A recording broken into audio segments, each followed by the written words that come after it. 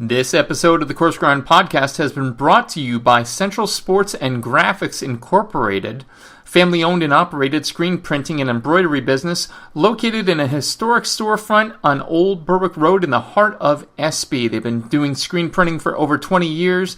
They have high-quality product at a low price. Be sure to check them out. Central Sports and Graphics Incorporated, 570-784-1212. Now, on to the show. This is Chef Joe Sasso. You're listening to the Coarse Grind Podcast with Sean Rossler.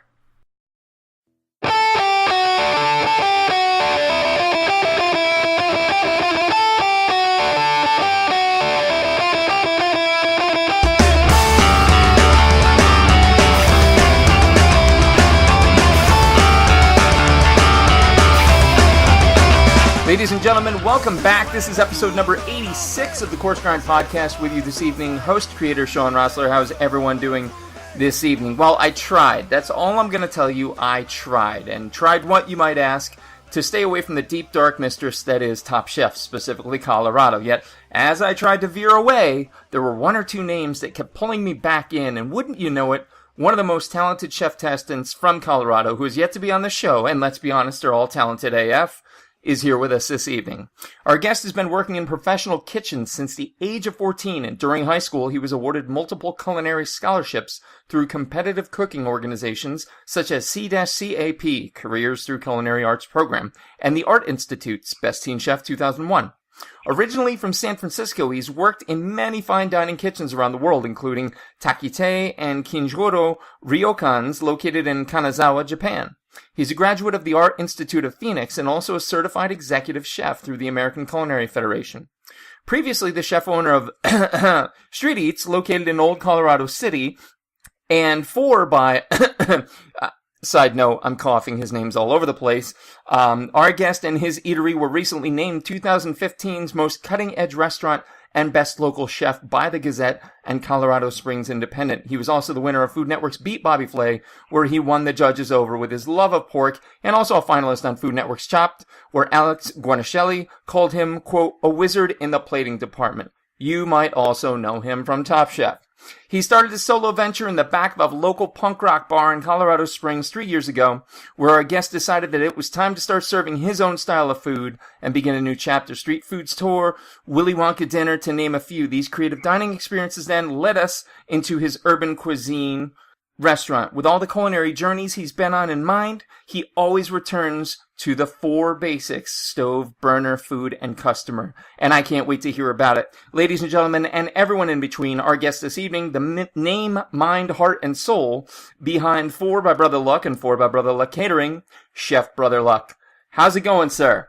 Man, talk about an intro. That's crazy. Are you out of breath or what? I try. You know, it's always good. I always realize how much cardio I've done this week, because if I can get through the intro, I think I'm doing pretty good. So, but you've got quite a pedigree there, sir. Lots of stuff you've done, lots of stuff to talk about, and I can't wait to get into it. But first, for folks new to the program, folks with terrible short-term memories like myself, starters, mains, and afters. Starters, we talk a little bit about where the chef guest came from. Mains, we talk about where they're at. And afters, a little bit more irreverent, a little bit off the cuff, but no one's been injured in 85 episodes, so we should be all right now. So without further ado, Chef Brother Luck, tell me about where and what you grew up eating. I grew up in San Francisco, California. So, my parents were both exotic dancers and lived in Japan and traveled through Asia. So when my mother got pregnant with me, they came back to the States, and that's how they ended up in San Francisco. Wow. So, I grew up in Chinatown. I grew up playing in the koi pond, in the Japanese section of San Francisco, and, eating a lot of Asian food. I was the biggest kid in my preschool. Right on. What were some of the notable favorites you had? Gyoza was always a favorite of mine. My pops and I used to go down to a local gyoza shop and get the dumplings, and that was a favorite. My mother used to always take me to either go eat sashimi or to go do yakitori. So nice. I grew up on a lot of that umami, a lot of those flavor profiles. But my parents are Cajun and Creole, so soul food plays a big part part in our culture and our family and our heritage. So, you know, I grew up on a lot of Louisiana flavors. Right. The parents both being from Louisiana. That's awesome. That's awesome. So, safe to say you were a pretty adventurous eater, not a picky eater growing up? Yeah, man, I'm not scared of anything. I was always a kid that wanted to take a Sizzler, you know what I mean? Yes, yes. I wasn't going to be a waste of money. That's awesome. That's so good, because so often you hear, you know, I guess I've got enough to have an educated sampling now, like, oh, well, I didn't prefer this. I love the guests who are like, nah, fuck no, I like this. Give me this. So, I ate everything. Good. You know, and I still do, you know. I love food. I mean, obviously that's my craft, my passion, and right. what I live every day. But yeah, I'm not picky at all. Right on, right on. You know, when you look at that, and I know especially you being just as wonderfully artistic on the plate, I can tell, you know, you've got the artist's soul behind the chef's concrete skill set. You know, I'm sure nostalgia and heartfelt sentiment play into your art as well as your palate. Looking back, do you see, feel, or, you know, taste any dishes that you haven't been able to have since, but like put such a stamp on your history, leave such a nostalgic pain in your heart you wish you could have again? No, for sure. You know, there's certain dishes. Obviously, you know, cooking is the ghost of your past, and it's something that you strive to kind of find again, and you're looking for, and you're waiting for that bite to trigger that emotion and transports you back into what you loved at that time of your life. So, yeah. You know, there's certain things. You know, the smell of the collard greens my father would cook on the holidays. You know, he'd be up at 5 a.m. and, you know, playing Cameo and Rick James, and I could just smell like the ham hocks and the beer and the greens, and, you know, it mixes with that roasted, you know, turkey in the oven and the sweet potato pies coming out of the oven. He loved to cook, so. Hell yeah. You know, certain things like that, you know, you'll never get back just because those people aren't here no more. So, right. You know, as a chef, it's really fun, and I think that's what I learned a lot on Top Chef was you're getting back into touch with that part of your life and cooking from that part of your soul. Yeah. Yeah, no, that's an awesome point, and I've come into contact with a lot of people anytime I discuss the show, and you know, I mentioned Top Chef, like, oh yeah, I watched it. Yeah, it's a reality show, and I have to check them on that, because I can honestly say, per capita, besides The Bachelor and Bachelorette, and those tiers don't count. I think the tears shed on Top Chef are some of the most sincere, heartfelt, beautiful pain. I think, if that's such a term, that you can see, because you all. And I mean, you especially, that's one of the things that stuck out to me, which is definitely why I wanted to talk to you, is that, you know, there's just such a passion behind it. And you said it right up front. You're like, I am who I am. I don't even know if we had the mics running at that point, but you know, you certainly are who you are. And without even having had your dad's collard greens, like, I can taste them. I can smell them. That's amazing. Yeah. And, you know, I think, and I always check people with this, is I was one of those, you know, I watched Top Chef for seasons. You know, I'm a big fan of the show. I think any chef that tells you different is lying. Mm-hmm. It's an awesome show, and you measure yourself against a lot of those personalities. I mean, everybody wants to be a Voltaggio. I think that's a great season to compare it to. It's everyone strives to cook like that. Yep. So when you actually get put into that situation where all these years you've been like, oh, I could do that, and then when you're actually put into the situation of you got to actually do it, it's not that easy. I mean, that's the piece that you don't think about. It's not the cooking, because we're all technical. Everyone's got experience. Right. It's the cameras in your face. It's the producers. It's the challenges, the stress being away from your family, not having access to your phone or computer or a television or a newspaper or radio. I mean, you're in chef jail. It messes with your mind. Chef jail. No, it's true though. You're absolutely right. Absolutely. Yeah, Top Chef's crazy. I'm very thankful to be a part of that family and a part of that brand. Yeah. You know, I've had a lot of friends that have done the shows over the season, and I've always felt like I deserved to be in it.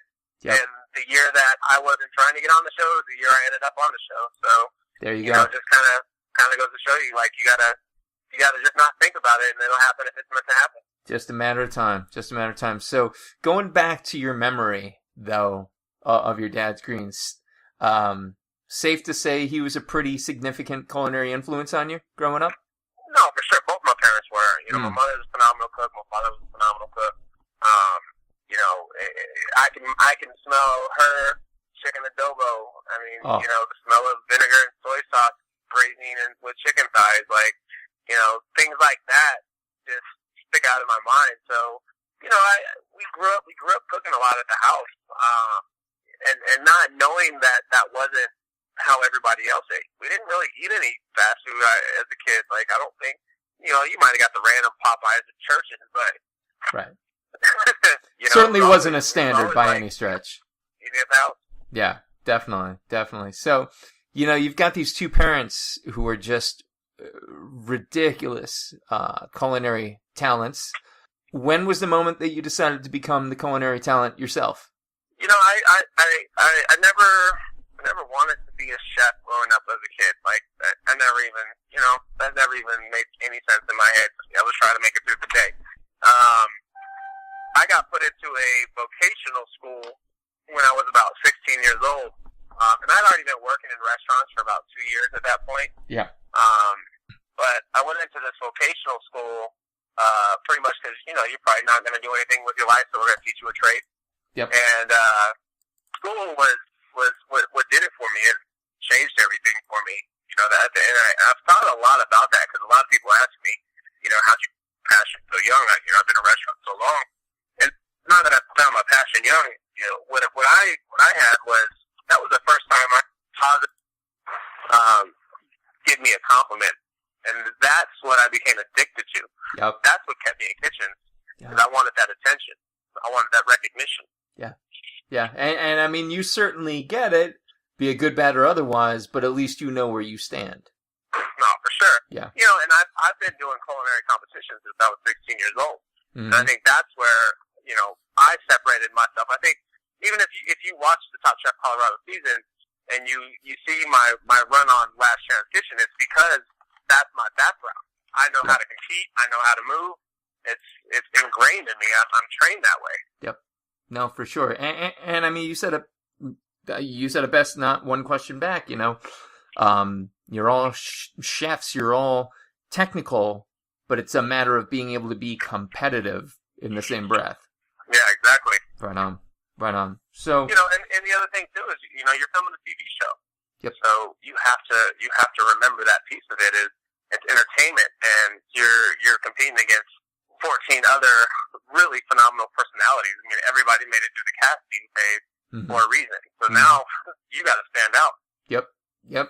You've got to get that look, that that love from everybody in the front of the room. You're absolutely right. So I mean, this just vaults you forward, and obviously, pedigree a mile long, and just restaurants, awards, kudos, and so on. And so here you are at 4. What's a good general overview from the man himself about 4? How could people understand what 4 is? In your words, like 30 seconds or less. How would you put it? Yeah. So 4 is redefining Southwestern cuisine. We live here in the Four Corners of the United States, and it's very special to understand the heritage and the people of this region. So we try to find fun inspiration through that, but also 4 is a part of who I am. I'm Brother Lux IV. That's the name that's been passed down to me, and I wanted to pay tribute and homage to my lineage. Wow. So you'll see a mixture of all of that, and as I was writing the concept, I was researching a Native American tribe, the Ute tribe, that was indigenous to this area of Colorado. And they said, before reservations, we were experts at hunting, fishing, farming, and gathering. And for me as a chef, that's the 4 people I want to know behind my food. So everything we do at 4 is inspired by those 4 people. Wow.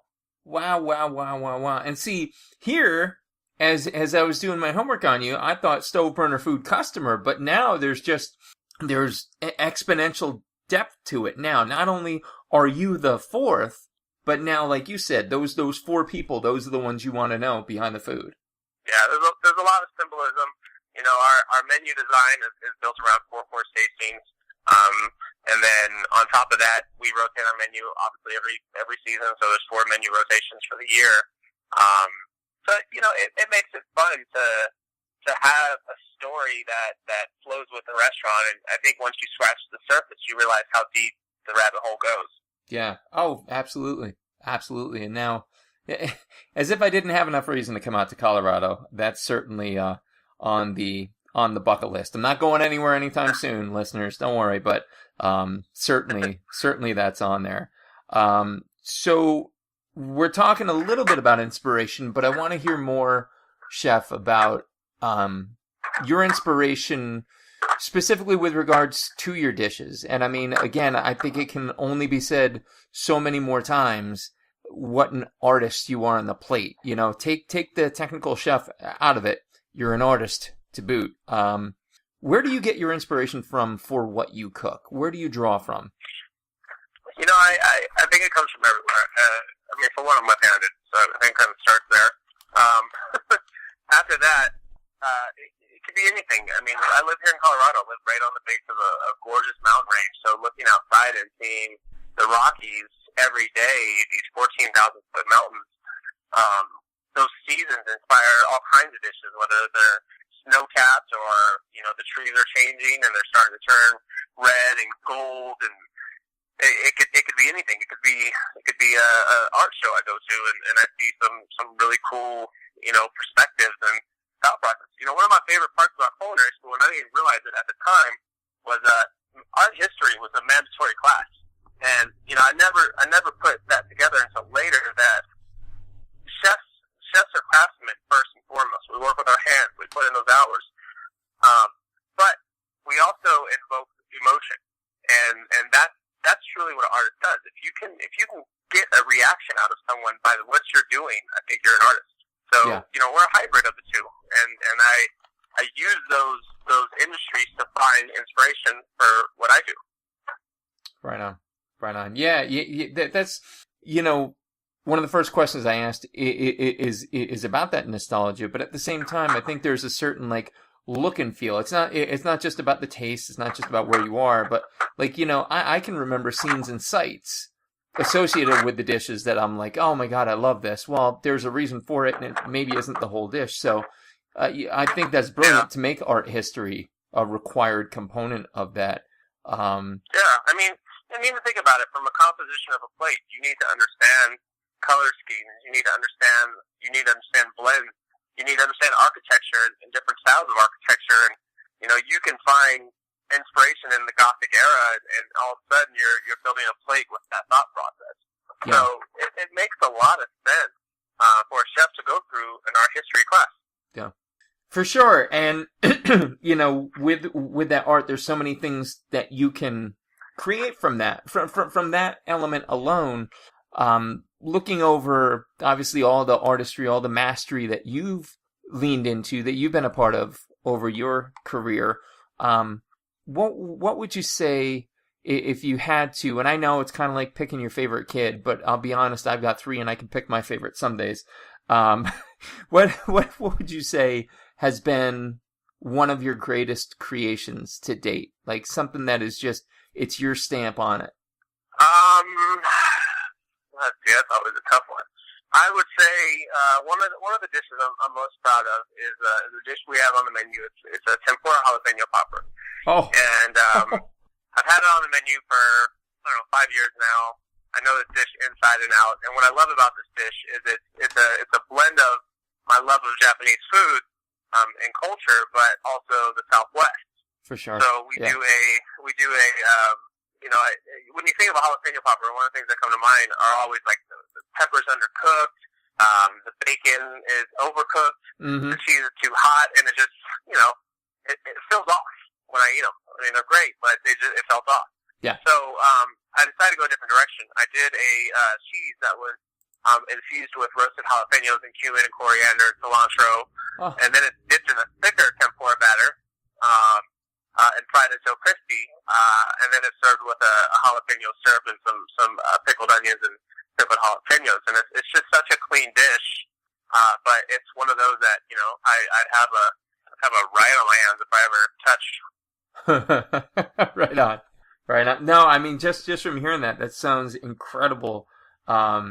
Because you're right, and For me, I have to admit, the onion ring is my measuring stick of a restaurant, more specifically probably steakhouses, ability. And you probably know where I'm going with this. People listening probably know where I'm going because I've probably gone down this path before. But when that whole onion goes sliding out of there is no greater hell on earth than trying to decide whether to slurp the onion or to just cut it off and let it go, And so that small a thing, and so many people would think, oh, what's the hang up? I finally, at 40 years old, found a recipe where that doesn't happen, and it comes out literally perfectly every time. And so, like, that kind of mastery, that ability to know a jalapeno popper, which, again, people would probably hear and go, oh, it's a jalapeno popper. That's art right there if you can make that beautiful and make that sing. And so, again, you're on the bucket list for a reason here, sir. Tempura jalapeno popper, add that to it. I'm sure the cardiologist will love it. Always a favorite. Always. Oh, it should be. It should be. With regards to, favorites and what keeps people coming back, and obviously you would know this so much better than I, food is an ever-evolving, trend-based industry in some ways. And there's always, like, the big thing on the radar, the big thing of the year, the big thing of the month, whatever. Knowing what you know, and knowing, creating what you create, what do you think that next big thing is going to be? Or maybe it is. Maybe it's coming. Maybe it's closer in than not. Yeah. I think there's this, our clientele, our guests are being very educated, and it's due to, obviously, technology and TV shows like Top Chef and everything on Food Network. Mm-hmm. So, I think that's where it kind of starts when you discuss trends, but I think it's getting into the unknown of what wasn't documented, what wasn't passed down. Everyone's searching for these old recipes that were forgotten, that were for lost, and we're hitting other cultures. For me here in the States, I love reading about Native American cuisine because it's lost. Oh, you're right. There's not that's the first farm to table. That's the first paleo. That's the first indigenous food of this country. And there's so many different cresses and mustards that we walk past every day. So many different weeds that are edible, that taste delicious. I had a survivalist take us out, my whole restaurant, and we ate cat tail for the first time and cut it out the water and trimmed the root and built back that first layer, and it tastes like cucumbers. I mean, I think that's kind of where it's going, whether you're talking about, food in the Middle East, or you're talking about food in Mexico, or you're talking about here in the States. I think it's finding those forgotten cultures and recipes that weren't passed down, those heirlooms. That's such a cool idea, and you're right. And admittedly, even coming from the background myself, I don't even realize that Native American is an undiscovered, undocumented, because no one's discovered it, no one's documented. So what a cool thing to look at.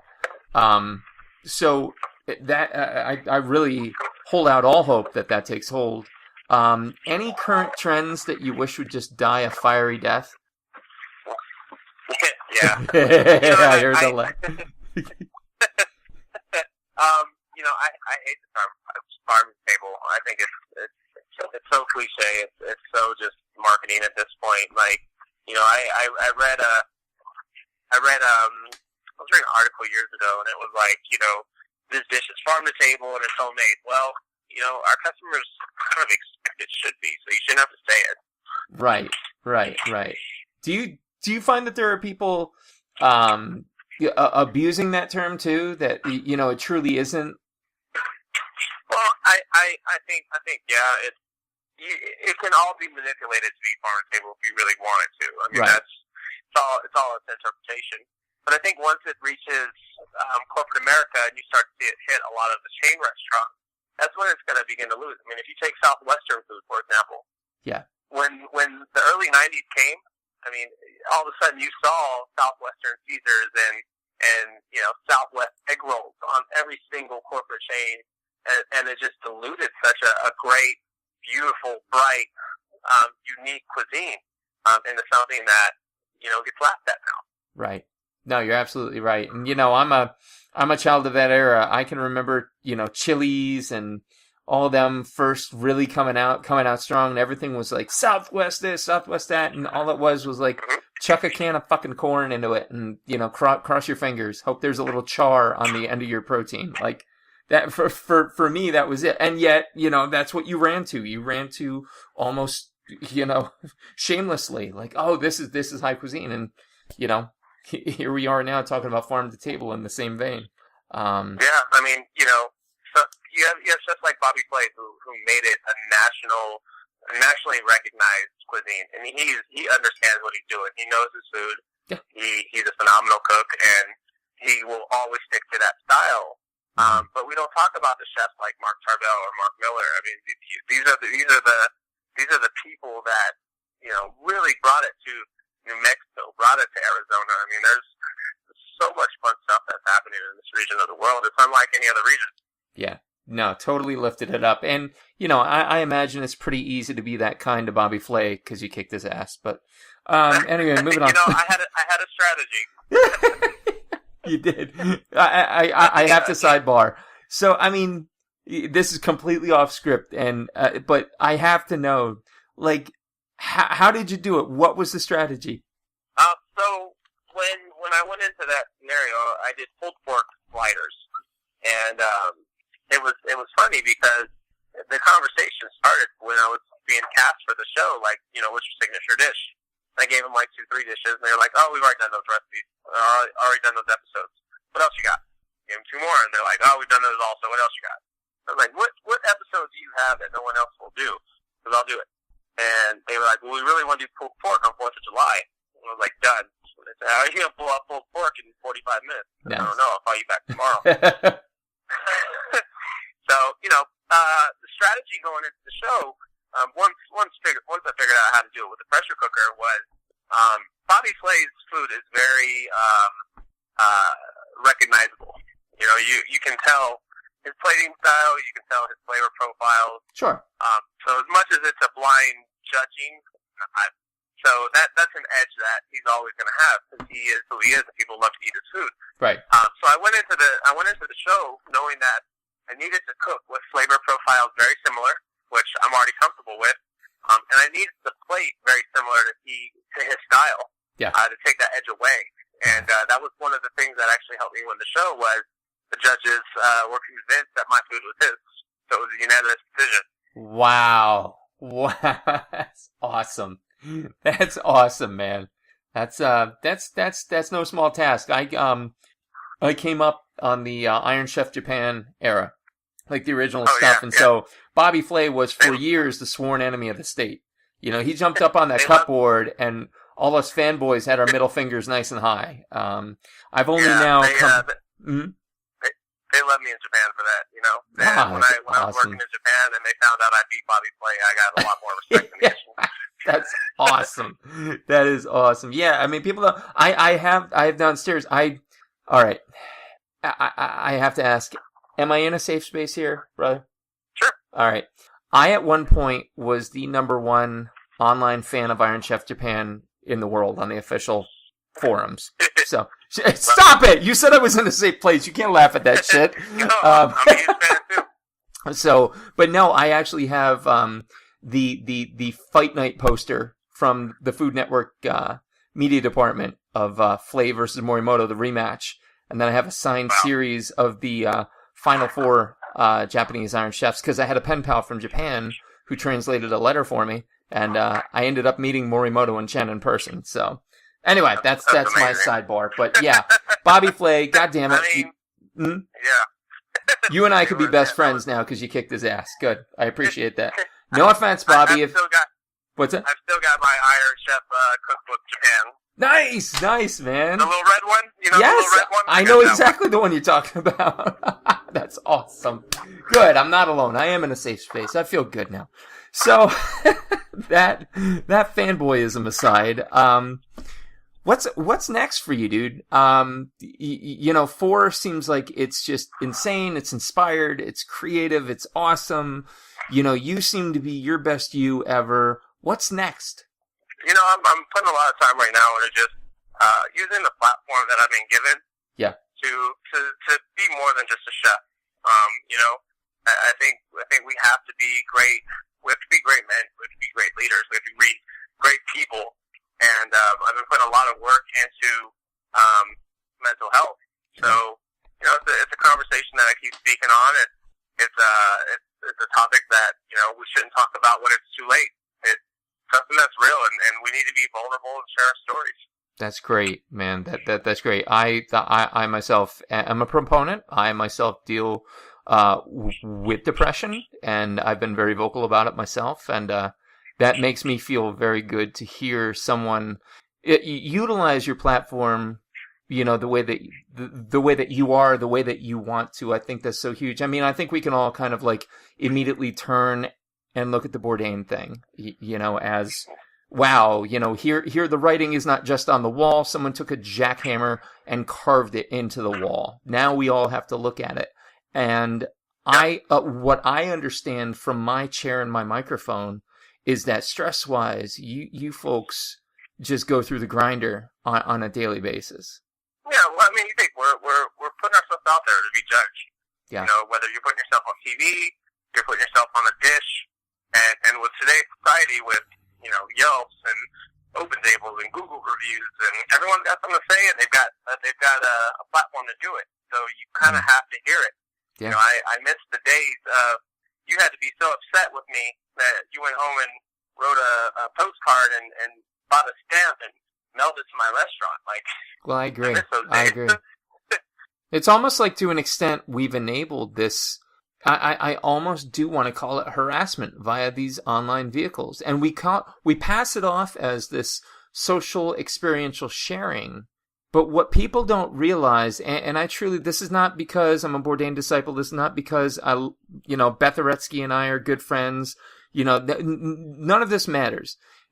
I have thought this since day one of what a convenient harassment vehicle we've engineered with Yelp. And it's always the people that have the least knowledge but the most to say. That's the part that burns my ass. My issue is it dilutes the professional, the person that has, eaten at all of these Michelin restaurants, gone through the journalism classes, really done the research, been there 3-4 times, and then given you a review. We're diluting that person because now it's someone who received an Uber Eats delivery and they didn't like the meal. And in reality, it's I was talking with the chef last night. Hey, I 86 to-go orders for the next 45 minutes so we could focus on the customers in the restaurant. And I get a bad review because I can't do a to-go order for Uber Eats and it takes too long. Yeah. Yeah. I'm taking care of the people who are here. Yeah. So it's... No, but then again, there again, I think that's where, and maybe this is where I as host as opposed to you as chef, I think you all have an understanding of it. But if I could implore, listeners, don't pick up the keyboard. Stop. Understand there is always going to be more to maybe a not perfect dish or more to something that you don't understand as a diner, as a connoisseur. I don't know how much more simply to say it than back the fuck up. Take a couple steps back. Look at what it is you're going to do. Honestly, and for me, therapeutically, this is something that I try to do. Anytime I'm about to lace into somebody about something, I always put a face of my kid on them. And I stop quick. Because would I want to hurt their feelings? No. Then what makes them any different than, and certainly you're going to be angry by something. And if it's a repeat offense or something, look, AT&T, before I switched to T-Mobile, there you go. There's a free plug, T-Mobile. Before I made that switch, we went tooth and nail for a long time. But if you go out, like you said, chef, you get an Uber Eat, or you go to one place one night and it's your first, foray into Southwestern cuisine, and you don't like it, you need to step back as a diner and as a human being and think about what will happen when you level those words. If you don't care, then I think the issue is even deeper than ignorance. I think it's more of just being a vindictive son of a bitch that I don't want to deal with. So sorry, well, we had this philosophy at the restaurant where, it's once they leave the restaurant, there's no recovery. There's nothing you can do. I don't care what once they walk out those doors, what's done is done. So I personally don't read those reviews. I don't want to read those reviews because I'm on my floor. I talk to my customers. I talk to my guests. I get the feedback, good and bad, and I hear them out, and I make sure that they're heard, and they're talking to an owner, and we have resolution, and we're doing our best to make sure that we're not perfect. I mean, I think Fabio said that. The worst part about Top Chef is everyone thinks you're perfect. And Yeah. it's like, no, I'm teaching 16 and 17-year-olds in my kitchen how to cook. So as much as I have 20 years of experience, they don't. Yeah. And my job as the leader is to get those cooks up to that level. And that's where I think the disconnect is most people don't have that conversation with that leadership, that ownership, or that chef. And see, you frame it so much more nicely. I just want to be angry at them. So thank you for talking me there. Nobody comes to an angry chef's restaurant, though. No, and you're absolutely right. See that's why I don't have a restaurant, and you do, sir.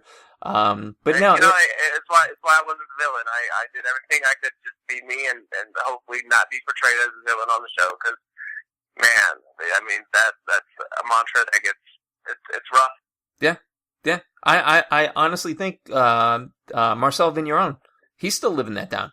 He was not portrayed well. It's like my good friend Claudette. She is an amazing person, an amazing chef, so talented. Mm-hmm. And she got such a bad rep on the show. Yep. That's not who she is. And the hate mail and the slander that came with it, it's not right. No, understand there too. It's a TV show. It's entertainment. Yeah, exactly. Like, look, one meal isn't like your be-all, end-all, I'm going to go on and flame somebody up about this. And a TV show, the way editing can portray you, like, look, I've seen Trump come across as intelligent once or twice, so trust me, editing has power. So, there you go. I always tell people there's a big difference between cooking in my restaurant and cooking on TV. It is two completely different things. They aren't even close. Yeah. Please don't confuse the two. Yeah, absolutely. But to take it back, to what, got us going, I think, kind of to put a nice bow on it, I hope maybe, if one listener hears this and goes, holy shit, I could actually hurt someone's feelings in the back of the house if I'm just having a rough day and I want to be a dick on my keyboard, hey, there you go. This is about emotion. This is about, feelings, and, don't brutalize, don't be unprofessional, because you'll actually find, and again, one thing that's worked for me is that the more positivity, I can put out there, even in a negative situation, the more positivity I feel come back to me. So, here's to... Yeah, we take it personal. I mean, every review I read that the random negative ones that come in, they hurt. And it's we feel like we failed because we strive and work so hard to put out great product and elevate our team. And, I have to remind myself, even with my staff, to not just harp on the negative stuff when it comes in. Because for that one negative comment, there's been 20 great comments. Yep. So I have to go into my team meetings and read those as well and recognize those as well. So it's a key piece. We actually have on our whiteboard in the kitchen the last 5 reviews that are up there and the ratings, and it's good for the staff because there's a lot of great ones consistently. Yeah, and it's easy to hang up on the negative experiences in life too. Mm-hmm. So why would that be any different? But we're people, we're business owners. Yeah, we're families. We're husbands. We're sons. I mean, we're brothers. We're all people going through the same situation. So, just be conscious of that. That's it. Yeah. And I mean, honestly, it was your recent couple of posts, about that mental health angle that really made me perk up and go, wow, here's somebody I think I need to talk to. And, it truly is. It's this unspoken cause. I think we're giving it more breath now. I'll be glad when it doesn't feel like I have to preface this with, now, I don't want to weird you out, but... Yeah. Well, and I think people need to... I want people to be comfortable approaching me and knowing that regardless of what you see on TV and this image that you think I am, or, you follow my Instagram and it's like, these are my greatest hits. I'm sharing my greatest hits every day, and you're measuring your life against my greatest hits. Right. I don't want to do that. I want to put some real stuff out there to Today I woke up with a headache. You know, I had a bad meal at this place, and I'm really angry about it right now. You need to be real. You need to be honest and a little more upfront with how you're feeling. And I think when people realize that, you know, you deal with depression or anxiety, or you have insecurities and fears about everything, and you're kind of forced to swallow that and be the rock. You know, that's a lot to take on. You know, we don't share our emotions, especially as men. We don't share our emotions enough. I'm not saying we need to be, you know, demasculinated, but you need to feel comfortable being able to talk about it, because you build these walls and these demons inside, and you know it's rough. I mean, but even before Port 8, you know, Lasso. You have Amaro Cantu. I mean, there's countless chefs that get added to that list of chefs that just couldn't take the pressure, the fear, or you know, the negativity. Yeah. No, you're absolutely right. That's God, it's refreshing as hell to hear. You know, again, like I said, I'll always self-identify in the hopes that somebody who hasn't is able, because of that, to say, hey, thanks for saying that. I felt this way for a long time. And I'll drop anything I'm doing. I've made this offer before. I'll make it here and now. I will drop every goddamn thing I'm doing to talk to you as long as it takes. And so it keeps me talking about it. You know, I get a lot of feedback on my social media from people that connect to my story, from, you know, at-risk youth to challenges as an adult, to, you know, just being vulnerable and having fears and not being afraid to talk about them. I get these stories that encourage me to keep being vulnerable, to keep putting myself in these situations where, you know, stuff I don't want to relive and I don't want to talk about, but it's going to help somebody else. My story's not meant for me. It's meant for someone else to hear. Right. Absolutely. Absolutely. And if it does help one person, what then? You know, who's to say what that person is going to go on and do? You know, so. Yeah. That platform could be used for the right thing. So, you know, I want to make sure that as much as I'm getting opportunities and getting to do really great things with my cooking, there's bigger issues out there than you know, ego and you know, how pretty this dish is. You know, I want to talk about that kid that, you know, is sleeping on the corner and coming into the kitchen at 5 a.m. because it's cold outside and he just wants to cook, and he knows he's going to get a hot meal all day. You can now be a mentor to that person. Like, that's our responsibility. Wow. I really, it's going to be hard to make a logical transition out of that into the afters, but I'm going to try like hell. But, you know, just to put the final stamp on it, man. The show, everybody behind it, and I'm certain the majority of the listeners, thank you for what you're doing. It's truly God's work. You know, whatever God you sacrifice a chicken to, don't worry about it. I don't judge. It's amazing shit you're doing. So thank you very much for that. Thank you. Speaking of the after section, let's really crank the fuck back up, shall we? So the after section, a little bit more irreverent. It's hard to go from mental health to irreverent, but I'm going to try like hell here. I am standing in your kitchen. You can pick if it's professionally or at home. What music do I hear? You know, it depends on which one it is. If we're at home, I'm probably listening to something from the Bay Area. I'm a hardcore hip hop Bay Area fan, so you know, awesome. It's either going to be Too Short, E40, or Mac Dre. Right. If we're in the kitchen, it's probably gonna be something a little more funky. You might hear some George Clinton. You might hear some old Tina Marie. Like it might be a little more soulful. I got you. We might do the Electric Slide in the middle of the rush. Oh! You never know. That's awesome. Oh my God, that's phenomenal. I love it. Next, after theoretical question, complete hypothetical here. You're going to be stranded on a deserted island. You can only take 3 foods, drinks, or food type items with you. Unlimited supply. A little bit of suspension of disbelief there, but 3 foods, food type items, beverages. What would they be and why? Water for sure. Nice. I mean, survival. Don't need to bring salt because we're on the island, so we got salt water. So that's right. Good. Vinegar, and 2 pigs. to breed. I love it. That's naked and afraid shit right there. Yeah, I'm telling you. I think that's your next show.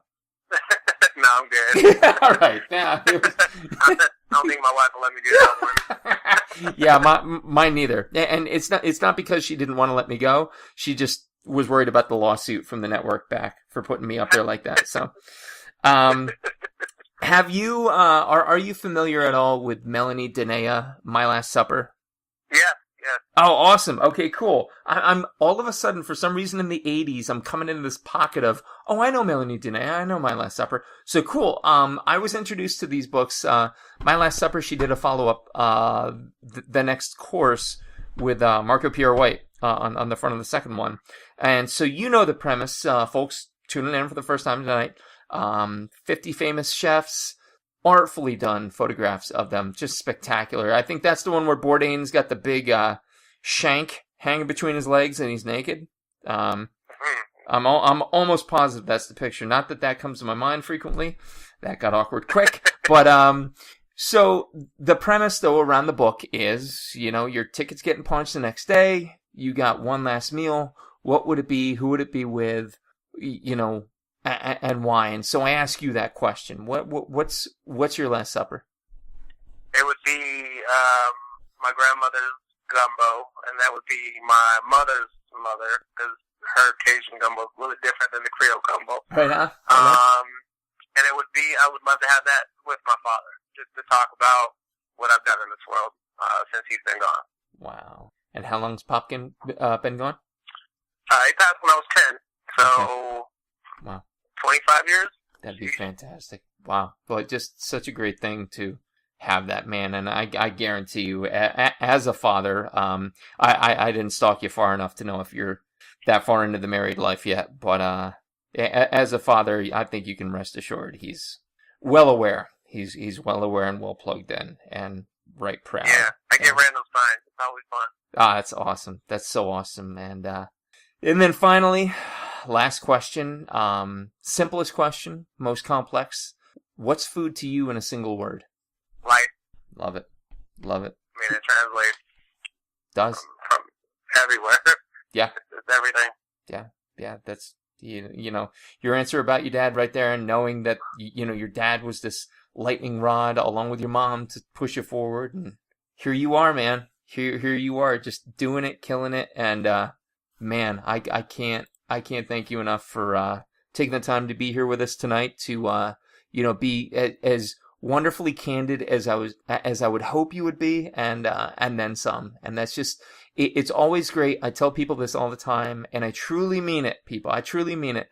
I was going through a real rough patch, and I looked down at my phone, and friggin' Laura Cole out of nowhere texts me this 2-screen text about having done the show and, what I'm doing with it. And you all are just so authentic and true to the personas that you portray on that TV show. And it's just so great whenever I can plug in with folks like you and really just feel the goodness that still exists in this world. So I can't thank you enough, man. No, I appreciate it. We had an amazing cast season. I don't think any of us expected to build the friendships and get as close as we all did. Obviously, Fati is the heart and soul of everything that, she was our little sister for that, the whole time. So it's a special cast. I'm just honored to be a part of it and, showcase it here in Colorado and be a part of the Colorado food scene as one of the local representatives. Absolutely. And represent you did, and represent you are doing right now. I agree, dog. I'm so proud of them too. 4bybrotherluck.com, 4bybrotherluck, 321 North Tejon Street, Colorado Springs, Colorado, 80903, 719-434-2741. Call for reservations, information, and everything in between there. And 4bybrotherluck Catering, correct? Yeah, we do all kinds of large parties, small businesses, bar mitzvahs, you name it. We're throwing down for you. Exactly. Bar mitzvahs, hardcore concerts, and everything in between. 4bybrotherluck Catering has got you covered. So again, Chef Brother Luck, I appreciate it more than you could possibly know, man. Ladies and gentlemen, this has been episode number 86 of the Coarse Grind Podcast. My guest, the wonderful, amazing Chef Brother Luck. Our producer, as always, has been Johnny Leland Robinson, a.k.a. the Reverend Johnny Lamoria. Be sure to check out his steampunk, radical, libertarian offerings in the 18431 Honesdale here in Pennsylvania. Next episode will be 87, and we're going to Disney World. Stay tuned.